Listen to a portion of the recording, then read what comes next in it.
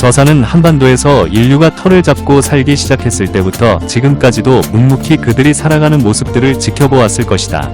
저산 또한 내부의 열정이 끌어올라 중생대 백악기에서 신생대를 거쳐 격렬한 화산활동의 결과 지금의 주상절리라 불리우는 기다란 돌기둥이 병풍처럼 둘러서 있게 되었다.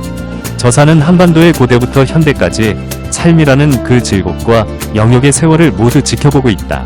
남의 것을 취하고 굴복시켜 내 것을 더 많이 소유하고 지배해야만 하는 인간들이 소위 말하는 알량한 글 몇 줄로 남기고자 하는 그 역사라는 것을 말이다.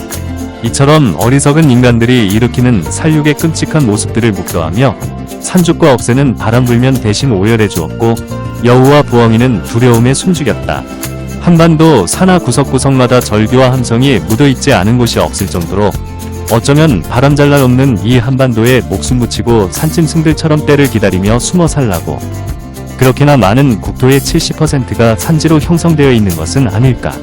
전란으로 피폐해지고 힘센 자들의 약탈로 기근과 보릿고개에도 어찌됐든 반드시 살아남으라고 무등산은 다양한 생물종을 키워 인간을 걷어먹였고 힘이 약한 자도 쉽게 오르라고 험하지 않게 둥그스름하게 솟아있으리라. 그렇게 무등산은 때론 아버지처럼 때론 어머니처럼 이 땅의 인간들을 말없이 굽어보며 외면하지 않고 조상과 자손들을 키워왔다. 서석대, 입석대, 규봉함이 오만해서 6만 년 전 저 깊은 땅속에서 힘껏 대지를 박차고 솟아올랐듯 이 땅이 우매하고도 순박한 민중들은 무등산을 닮아 가진 자의 압제와 외세의 포갑에 울분을 삼키지 않고 농민군과 의병으로 죽기를 각오하고 분연히 맞서 싸웠던 이유 또한 오로지 내 자손들이 무등 아래에서 평등하게 살아갈 수 있게 하리라는 하나의 염원 때문이었을 것이다. 무등산의 정기를 받은 광주 민중들은 일제 암흑기에도 광주 학생 독립운동과 4.19 혁명, 5.18, 광주 민중항쟁, 87년 6월 항쟁까지 근현대사의 굵직굵직한 장면에서 숨지 않고 늘 앞장을 서왔다. 오늘 서석대 정상에서 보는 광주 시내의 모습은 어느 때보다 눈이 시리도록 평화롭고 아름다워 보였다. 양쪽 귀에 꽂은 이어폰에서 흘러나오는 노래를 찾는 사람들의 평등의 땅에라는 노래를 반복해서 들었다.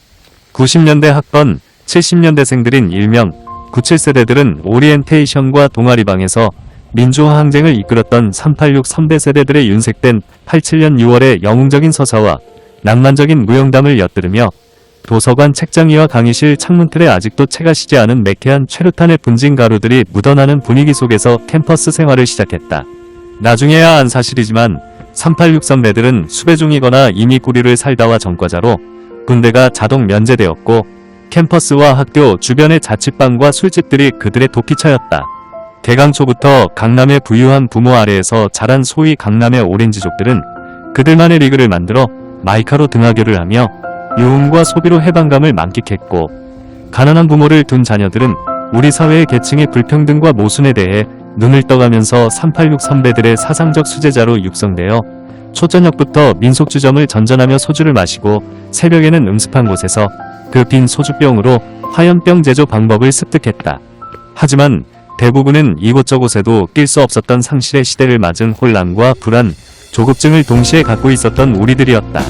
선배 세대들이 시민들의 호응으로 이끌어낸 6.29 직선제 개헌은 미완에 그쳤고 여전히 보통 사람으로 포장한 육사 선후배들이 청와대와 국회에 입성하는 합법적인 길만 제공했을 뿐이었다. 89년 대학생 임수경의 방북은 정권과 제도권의 허를 찌른 기습 사건이었다. 어떤 뉴스나 언론도 임수경이 왜 방북을 했는지, 가서 무슨 활동을 하고 왔는지는 다루지 않았고 치기 어린 주사파 대학생의 불법적인 행동과 6.25 비극을 겪으신 전쟁 세대들에게 전쟁을 일으킨 김일성과 포옹을 하고 북한을 찬양하고 온 되바라지고 당돌한 용서받지 못할 배심죄가 운동권 학생 모두에게 적용되었다. 운동권 내부 또한 방북 찬성파와 반대파가 분열되어 양축이 완전히 갈라지는 계기가 되었다. 정권과 언론은 운동권 대학생들을 메카시즘 프레임을 씌웠고 방북 사건을 계기로 기성세대들에게 외면당한 학생 시위는 마구잡이로 강경 진압하기 시작했다. 90년 벽두의 3당 합당, 90년 10월의 서독과 동독의 통일과 91년 잇따른 소련의 붕괴 소식들이 미완의 혁명세대인 386과 97세대를 당혹스럽게 만들었다.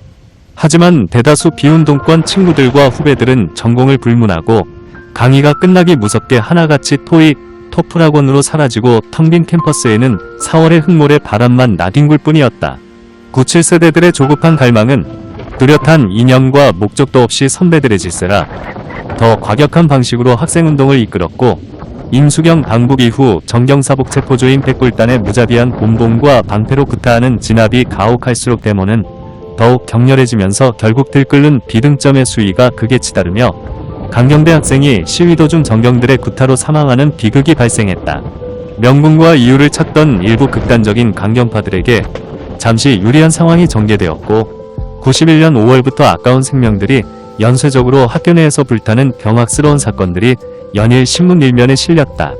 기성세대들은 이들 학생들의 집단적인 광기에 가까운 생명경시에 깊은 우려를 보냈고, 독재정권 투쟁의 사상적 대부인 김지아 시인은 죽음의 구판을 걷어치우라며 일갈했으나 이 대부 또한 변절자라며 비판했다. 실제로 운동을 이끈 소수에 불과했던 97세대 운동권들은 선배 세대들에게 과격한 수단만 전수받은 사상적 돌연변이었으며 홍위병들에 불과했다. 이는 김대중 정권이 들어서자 386 세대들은 보좌관으로 줄을 잘 섰고 모두들 양복을 말쑥하게 입고 공천을 받아 국회에 입성하여 3선, 4선을 하며 지금까지도 정치 카르텔을 형성하고 있으며, 97세대들은 선배들에게 외면당한 채 취업 전선을 전전하며 여전히 쓰디쓴 소주만 들이켰다. 시민들 누구도 당시 97 운동권들의 무분별한 행동과 소신없는 반항을 동조하지 않았고, 드디어 91년 6월 대학에서 퇴직 마지막 강의를 마치고 나가던 당시 국무총리에게 학생들은 밀가루와 계란을 투척하여 범벅이 된 사진이 석강과 다음날 조간신문에 대문짝만하게 실리면서 모든 것은 끝이 났다. 600년 전 조선의 유교 사상이었던 군사부일제는 여전히 그 시절에도 작용했고, 임금과 아버지와 맞먹는 스승에게 폐악질을 한 주동자들로 낙인 찍혀 모두 체포되었다. 그렇게 실패한 그들만의 한 달 남짓간의 혁명은 스스로 무너졌고 서서히 내리막길로 사정없이 굴러떨어졌다. 늘 언저리에서 부유하던 우리들은 자의반 타의반으로 신검을 받고 군대로 향했던 것이다. 무등산의 무등은 지극하고도 완전 무결한 평등을 의미한다고 한다. 삼국과 고려, 조선의 민중들이 꿈꾸던 양반과 평민, 노예는 사라졌지만 오늘날에도 계층 심화와 빈부격차, 세대 갈등은 선조들이 살던 천년 전과 사뭇 다르지 않다. 무등에 올라 광주 시내에서 고개를 돌려 울긋불긋 고운 단풍이 물들어가는 백만흥선을 바라보았다. 아련한 젊은 날의 초상을 회상하며 바람에 날려보내고 나이가 들었어도 여전히 가슴 한켠의 상실감을 지병처럼 간직한 채 그 시절 상실의 다리를 함께 건넜던 그 친구들의 얼굴들을 하나둘 떠올리며 많이 불렀던 함께 가자 우리 이 길을 들으며 10km를 걸어 팍팍해진 다리를 이끌고 무등을 내려왔다.